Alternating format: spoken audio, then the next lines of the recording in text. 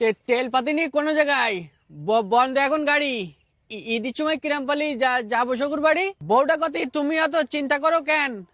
আসতি বলো ছবেদালির Motorola van. এ বো, তুই ঈদের সময় থাকিস নিতে বাড়ি?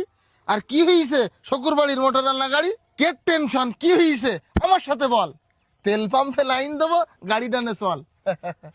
আমার বলো মেজাজ খারাপ, এখান থেকে তুই যা। তোর কথা শুনি বলো জলতি আমার গা। নিজের টাকায় গাড়ি কিনিস শকুরির নাম হইতে, টান আর ওদি পাম্পে যাই লাইন দিতি কতে। বুঝতে পারিস তেল না পেয়ে হাবুর মেজাজ হট। শোন, আমার কাছে কিনারি 70-80 পট। তুই তো আমার বন্ধু মানুষ, করবো উপকার। 500 টাকা করে সকলের কাছে বেশি, তোর জন্য 100 টাকা ছাড়। কি বলতি?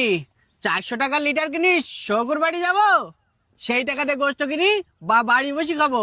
তুই তো ওপর বিশাল ভালো, তলে তলে চিটার। তেল জমাই বেচতেছিস তুই 500 টাকা লিটার। যাই হোক, তোর সাথে কই আমি আবার আর একটা কাজ করি। এই ট্যাঙ্কির তেল বাড়িতেই আবার লাইন ধরি। তোর তো আমি ছাড় দিতিলাম, আর দেবো না থাক। মোটরসাইকেল নে ঘরের আড়াই ঝুলুই রাখ, বুঝলি? সারা পাম্পে ঘুরি ঘুরি ট্যাঙ্কি করিস ফুল। বর্তমানে তোরাই দেশের সর্বনাশের মূল। তো তোগের মতন ধান্দা বাজার চিটারের জন্য কোনো জায়গায় তেল পাতিনি খুঁজি হতে হননি। তোর সাথে গেছবো না আর, বাড়ির দিকে যাই। ওদিকে তেল নেবে তাই ফোন দিতিছে সালেক রেজা ভাই। আর শোন, গোপন কথা কারোর সাথে বলিস নি জন তুই। এই সুযোগে এখন কিছু টাকা গুছাই তুই। এই দাঁড়া, দেখবো আমি কে রাম তোমার হারাম টাকার জোর।